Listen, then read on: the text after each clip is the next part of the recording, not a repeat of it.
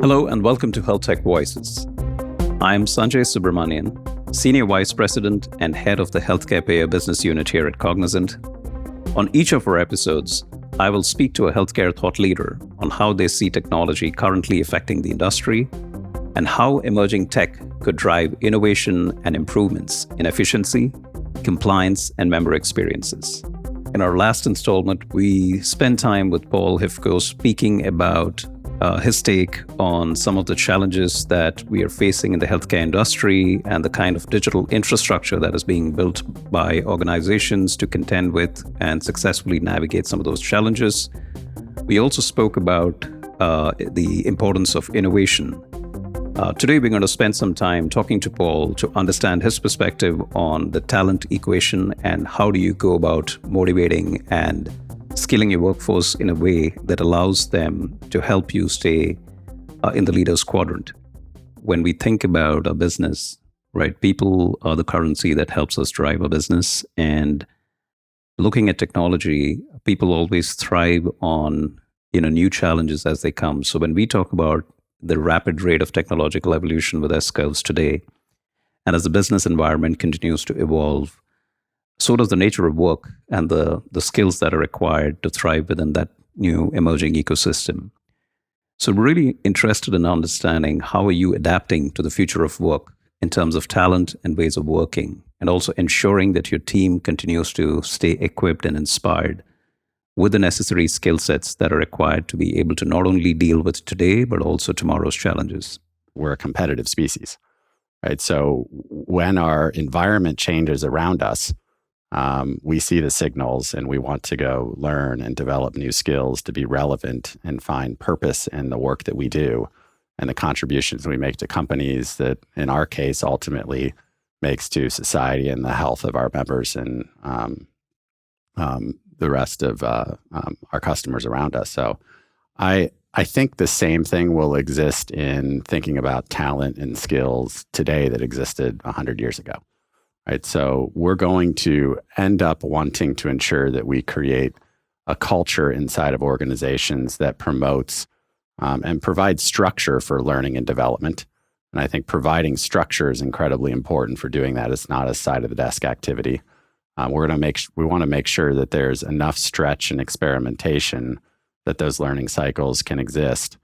And I think when we think about the digital economy for the last 20 or 30 years, we're starting to see organizations that have kind of gone through 2 or 3 innovation cycles on products, like Netflix is a good example, and there are a host of others.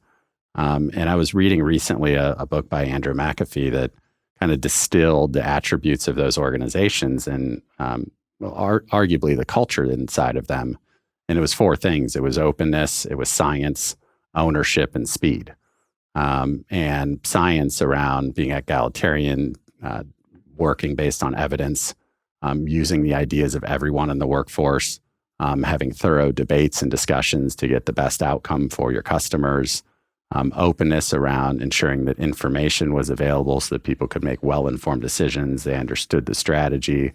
They actually had autonomy to run against that strategy because it was open and they knew what decisions were in best interest of their localized team as well as the outcomes for the company. And speed. I mean, a lot of times in today's economy, we think of speed as how fast we can get something to market. But I think the speed that he talks about is how fast are you learning? So are your learning cycles 1 week, 2 weeks, 4 weeks?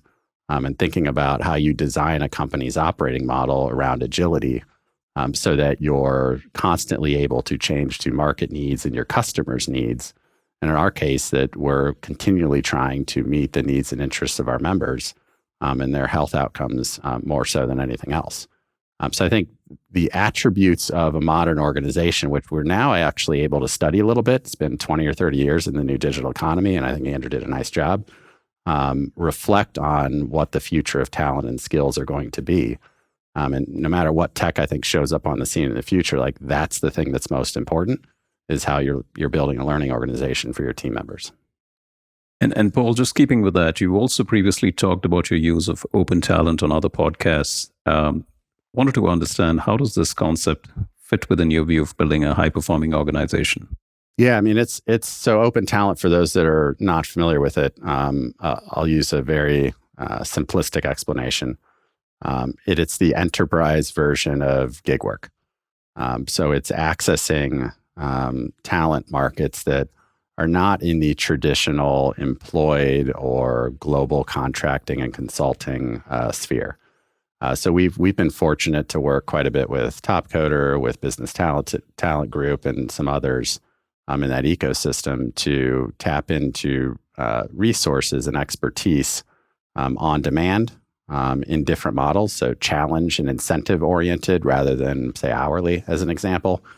And I view that no different than other injection of ideas into the ecosystem of the organization, right? So if you think about how you employ your workforce, it tends to be proximity to your office, and or based on your scale, who your partners are, and then what access to talent you have inside of their organizations. And your scale influences that quite a bit.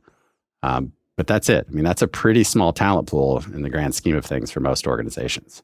So leveraging open talent models, you're actually able to access people you otherwise wouldn't be able to access in geographies that aren't necessarily connected to the traditional employment mechanisms for US or global organizations. And that just injects a new method of learning into your workforce. We know that diversity generates better ideas and output. Studies have been done countless times to prove that. So this is just filling in another layer of diversity in thought, in background, and experience into a workforce, so that collectively you're all learning together to improve the performance of teams, which improves your ability to execute and your competitive advantage in the market, and ultimately whatever customers you're serving, in our case, our members.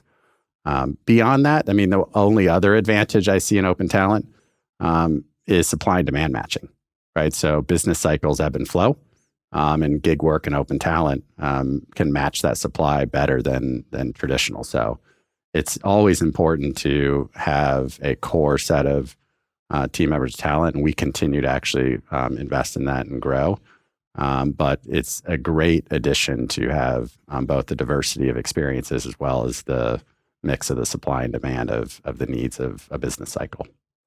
And the point you made right around the need to continue to leverage this as an ability to also flex the talent quotient to meet the dynamic needs of your organization. I think that is something that we're all grappling with as leaders. So I think that's really great insight. And then finally, it's difficult today to not, have a conversation without talking about the impact that Gen AI is having on our lives and on our businesses in general. How do you see the recent advances in Gen AI showing up in the industry, and what really concerns you as it pertains to Gen AI? There's this difference between deep tech and digital tech that I don't think is well understood. So deep tech tends to be on the earlier part of the S curve. It is more experimental. It is technical advances that need breakthroughs before industry can really adopt at scale. And digital tech is largely ready for industry to adopt. Gen AI is transitioning between the two, right? So we had the transformer breakthrough. It was white paper in 2017, whenever it was released. So yeah, 7 years after the on-paper technical breakthrough. But if you think about the actual commentary that you mostly see today still, it is about the technical breakthrough. It is the capabilities of generative AI. It's not necessarily the business progress yet. And we're starting to tip over, and I think the next couple of months and years, we're going to start to see that tip. But I was reading an article a couple days ago. There's another economist. I don't know why I have economists all day today. Was quoted, and this was from 1987. I thought it was very pertinent to this topic. And it was Robert Solow, and he said, "You can see the computer age everywhere, but the productivity statistics." And I thought that was very relevant for where we're at with Gen AI. Like, you can see Gen AI and AI everywhere. It's kind of difficult to decipher where it's showing up in business results. Is it showing up? Yeah, absolutely. At scale, TBD. Is it going to over the course of the next months, years, decade? 100% that's going to happen. And we need to think about, as industry leaders and business professionals, we need to understand that adoption curve to know when to invest and when to scale, and how to work through our previous commentary around talent and workforce upskilling, how to create the economy inside of your organization that I talked about that is ready to accept that technological change.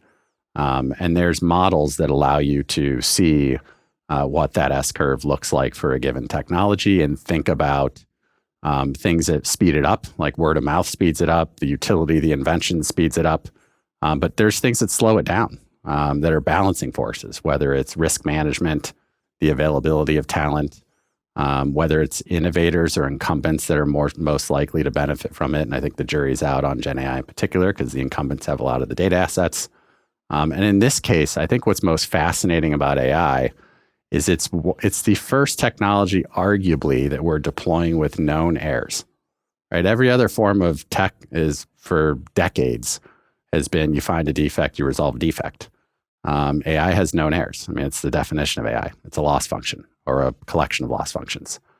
So that requires a different paradigm and a different mental model and different business processes to re-engineer how you deploy this version of technology to benefit stakeholders in an organization, to benefit your customers while managing the risk of the actual technology having known errors.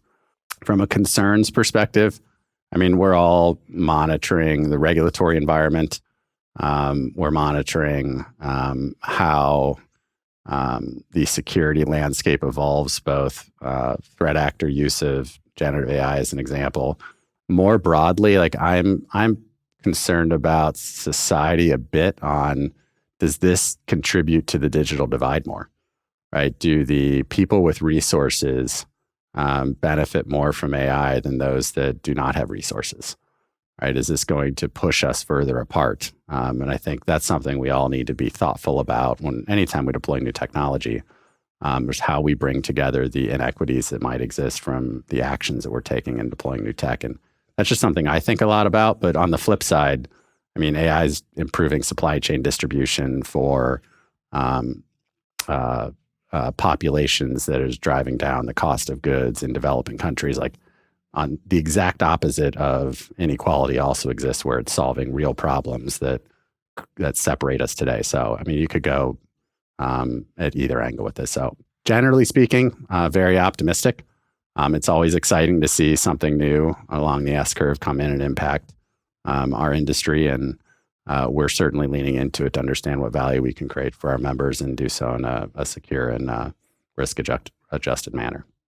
Yeah, no, thank you for that, Paul. And I do think that, what you mentioned about the risk versus return trade-off, right, is very true when you look at Gen AI and its impact on our industry in particular.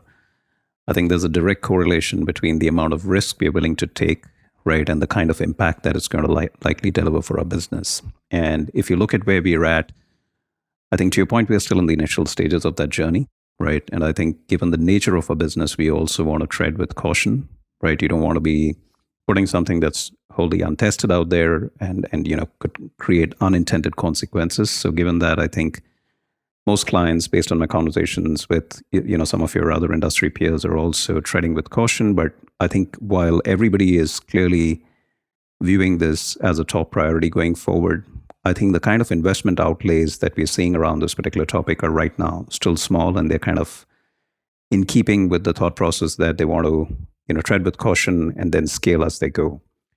So interestingly, we also went ahead and conducted a study of our own with Oxford 6 months ago that actually looks at the impact of Gen AI on industries more broadly, not just healthcare. But we have subsequently gone ahead and also conducted a deeper dive to try and understand what are the roles and how those are getting impacted as we go forward in this journey. So this has been great, Paul. I appreciate your time. I think we've gone ahead and covered a fair amount of ground in the amount of time we had today. We've spoken about quite a few topics, but if I were to try and encapsulate this in a nutshell, I would say that this is really all about how we can leverage technology in a constructive way to help power the people and the innovation principles that are required to propel organizations forward, not just in the near term, but also in the long term. So it's been really interesting and enlightening to hear some of your views on how you're going about doing that for your organization. So before I conclude the session, would love to have you weigh in. Is there anything else that you'd like to share with our audiences? I mean, well stated, Sanjay. I mean, that's a nice, tight summary of the conversation. And now I continue to be optimistic, given we started the conversation with the forces impacting our industry. And I am always optimistic about the value that technology can bring to a market. We've seen over decades it improve countless industry after industry. We've seen it elevate people that are less fortunate, have less access to resources. We've seen it bridge the global divide more so than we have pre-internet. And I think whether it's AI or whatever comes after it, I think it'll continue to be a force for the positive. And I think it's on all of us, both inside our own organizations, as well as to think about society to harness this power for good and contribute to the well-being of our customers, but also the greater society at large. So I appreciate the time today.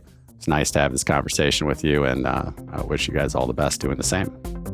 Thank you again, Paul. Appreciate your time. Thank you. Thanks for listening. To hear more from Paul, look for him and follow him on LinkedIn. To know more about our healthcare practice, visit us at www.cognizant.com/healthcare, and be sure to subscribe on your podcast app to be alerted to new episodes of HealthTech Voices. I'm Sanjay Subramanian, and I will see you next time.